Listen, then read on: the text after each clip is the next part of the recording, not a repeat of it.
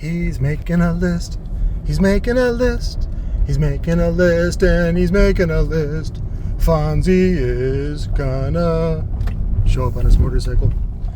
Let's see. I'm going to the Harbor Freight over on Apache Trail because they have what appears in the compute tour is 63 of those 1-inch steel clamps that are on sale right now until the 26th for 99 cents. So you guys remember all the orange ones I had. Those got eaten with the liquidation, and so I need new ones. And that's been one of the things that's kind of prevented me from being more productive on subwoofer recones and whatnot. So I'm going to zoom over there and go pick those up, and I wanted to answer your questions. There was a somebody was asking about, you know, what's a. Let me go back a little bit. So I'm over in this side of the valley to pick up kicker amp. That's the 800.1. One thing that's really interesting, and I picked it up for $60. I guess the kid, he's a teenager. He bought that with a kicker comp in a box, and you know, I'm sure the amplifier ate up most of his budget, and he was offering it for $100, and I was like, fuck it, let me just lowball him. And I sent him an offer for what was it, 60, and he took it. I was like, all right, there we go, I got something to work with. So it turns out he's the son of a guy that I used to do stand-up with over at Dos Gringos in Tempe, which isn't there anymore, but it was nice to see him. That's Dale Sackrider, if you want to check him out. I think he's active on TikTok, and I'll put a link to his channel in the description. So anyways, I picked up the 800.1 because I'm also interested in showing the guts for that one, because if you look at the fuse rating on that, if I remember right, it's got a 150 amp fuse rating, which is quite high for an 800 watt amp. So I think it actually does close to 1500 watts. I'll have to double check. It's either 100 amp or 150 amp. I can't remember. But I remember it being very large considering the rating that Kicker gave it, you know, which of course is that it's an 800 watt amp. Now, the other thing that Kicker does is they seem to overrate their subwoofers. So, you know, a subwoofer that, you know, normally handles about, let's say 150, 200 watts, they will, you know, max rate it or they'll overrate it. And I don't like that they do that. And other companies like JL will do a conservative rating where something like the W3 they say handles 500 watts when it actually handles about 650, and like the W6 they say handles 650, but it actually handles close to 1,000. So it just depends on the branding and how they're marketing the product, and that can vary greatly. So the question was, how do I tell if I got a good amplifier? Well, of course, or I should say a good deal. So one of the things that came up that's really popular right now is that I think it's called Vivo. I keep forgetting the name. It's like a 3K that Big Dummy just did a review on and a bench test, and I think it clocked in like at 3K because that's the same one that Soundstream uses, that's the same one that Recoil uses, that's the same one that Sundown uses. It's everybody. It's all the same board. They just put it in a different package.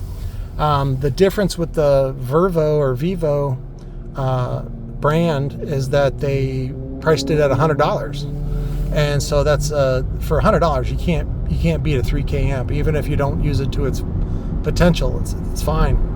So, but somebody was asking, you know, how can I tell if I got a good amp or whatever?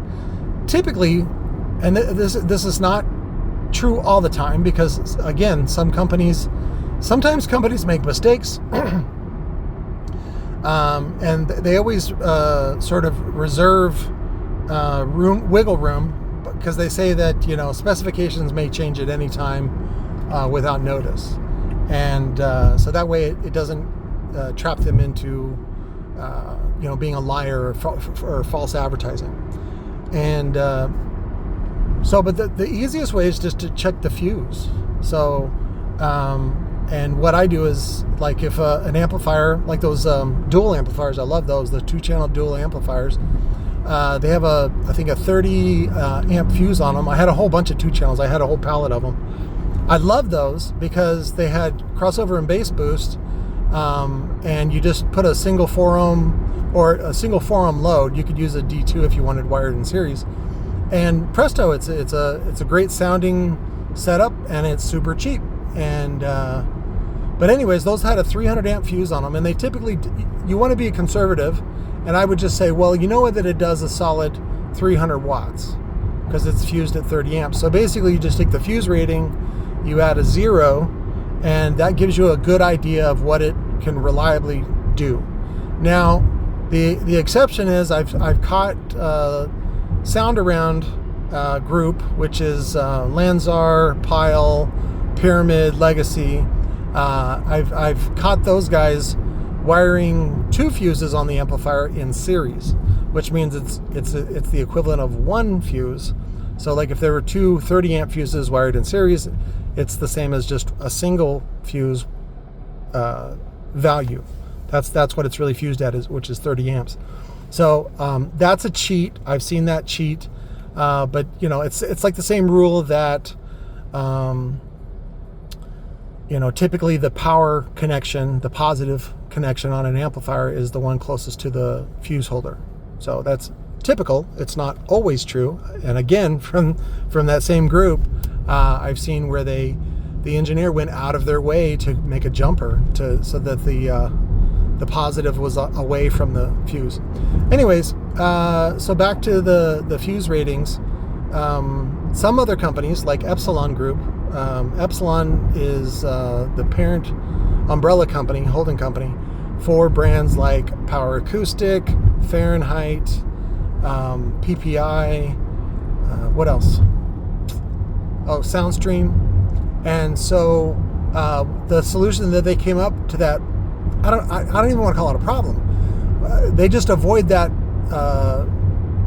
easy detection method of looking at the fuse rating and then adding a 0 by just eliminating the fuse. and if you read in a lot of their manuals, they don't even make a fuse recommendation. They just leave it on you. They're like, nope, it's your amplifier now. It's your problem. And so I'm not a fan of that.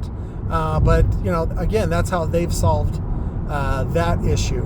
And you know, not that their amps are bad. It's just that it's hard to get a good feel for what they do without having dyno equipment. And even then, I don't even like the way that Tony DeMore of DeMore Engineering, which makes the amp dyno, the most famous amp dyno, and the SMD tools to detect, you know, what an amplifier can really do. So, anyways, we'll get into that later. But because the reason why I get upset about that is because Tony comes from Rockford. He really did most of his best work at Rockford, and Rockford had a lot of equipment invested in doing very specialized testing to most closely simulate subwoofers. But we'll get into that in another video. But that's how I tell quickly. Just to look at it real quick. And you know, sometimes you want, like if you're buying a used amplifier, you can look down and see at the fuse, and what you want to do is look at the panel and see if it's marked and tells you what the recommended fuse size is. Because sometimes when you buy a used amp, somebody will just stick a fuse in there, typically the ATC type, the blade fuses, and they'll just stick something in there to make it work. And so it may not be accurate on first glance, prima facie. So you want to make sure you look at the recommended fuse rating that the company gives you, that the brand gives you. So, but that gives you an idea of what it is. And then also you want to be careful.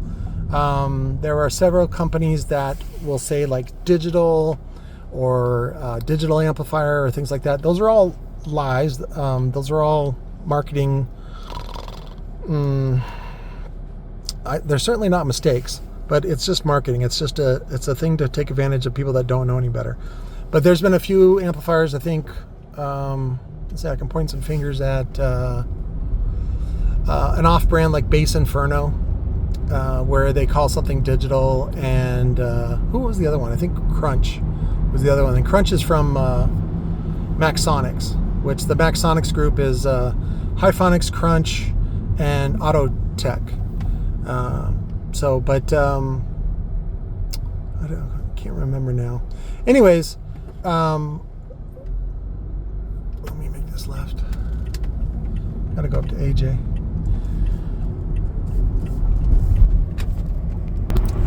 The other question that I got was when people put multiple fuses together, you want to make sure that they're all the same value. And if it's a different brand, that's still okay. It's not the best, but it's still okay. So I've seen people put like a 25 amp together with a 20 amp together. Now the real value of that is going to be 40 amps, because you know that the 25 is good up to 20, but the other 20 is only good up to 20. So does that make sense on how to calculate mix match fuses? Typically you don't want to do that. Typically you want matching fuses. And also the other idea that I've been suggesting, I'm getting ready to do a special where, because we got a whole bunch of those 10 gauge kits, and what I really like about the 10 gauge kits is that you basically are running multiple strands, multiple runs of the power wire, and then you wire them all up in parallel. And one of the things it does is it gives you an extra set of RCAs at no extra cost. So we're going to start selling the 10 gauge kits for $20 with the 4-channel amplifiers, and so that way it gives you a 4-channel RCA for only like $40, and then you have up to 60 amps of current availability on the power wire. You also get extra goodies. You know, you get another ground wire and some other stuff, but basically that's what they're doing when they run multiple ATC fuses on the side of the amplifier, is they're just running all those in parallel. And so you can actually use a bunch of wire kits in parallel, and even if they're mismatched, like again, if you have a 10 amp a 10 gauge fuse line power wire matched up with an 8 gauge, and even if they're both CCA, again, that's fine. What they're going to do is they're going to balance out, and they're going to have a certain what's called ampacity that is going to be kind of in between if they're mismatched. The same principle is true when I've seen people use different size woofers, trying to, again, outthink science. And it's like, you don't understand. Like, dudes have been doing this for like 100 years now. They've already thought about that. They've already tried that. What you end up with is like an average, and usually it's limited by the weak link. So if you're using 10s with 12s, the system is limited by the 10s. Does that make sense? And the same thing goes with porting. So I've seen guys try to use different size ports to try to get different notes, and it doesn't work that way. It ends up summing the two together and finding an average, and that comes back to the amount of volume that's in the port, which is, if it's a round port, it's what is it? A equals pi r squared, and then times length, and then that gives you the volume. And then you do the same formula for the other port, even if it's like a 4-inch port or it's longer, and then you add those two numbers together, which is the total port volume, and then you're able to figure out what the true tuning frequency is without using a meter or anything like that. So the best way, of course, is with a meter, and just like an SPL meter or something like that, and then go one tone at a time to figure it out. But I hope that answers your questions on some of those common questions about power handling and about figuring out if you got a good amplifier, or figuring out, again, don't try to outthink science, because people have already done all that stuff. And so what you really want to do is just read books. And again, I don't, just because you read online does not mean it's a book. If you read a PDF, that's something different, because that's just a digital form of the same print copy. So I recommend, again, read the loudspeaker cookbook for free. I'll put a new link. Somebody kept saying that the link I posted is dead, and I think it's just on a shitty server, and I know all about shitty servers. For some reason I still can't get GoDaddy or their sister company Namecheap to forward the domains where I want them to, even though I make them permanent and whatnot. So sometimes they're just shitty products, shitty people. Nobody wants to do their job. So, but that's how it goes when you're limited on budget. But yeah, read the loudspeaker cookbook, even if it's an older version. And what that can do is just give you a better idea of how to, number one, articulate yourself, and help you better define what you're trying to describe. The other one is that it gives you a bigger vocabulary so that you can have a deeper discussion about these subjects with somebody that's willing or knowing. I don't usually find people that are knowing and willing, but that's why I started the channel, and that's why I started Robot. So is to help you guys with that.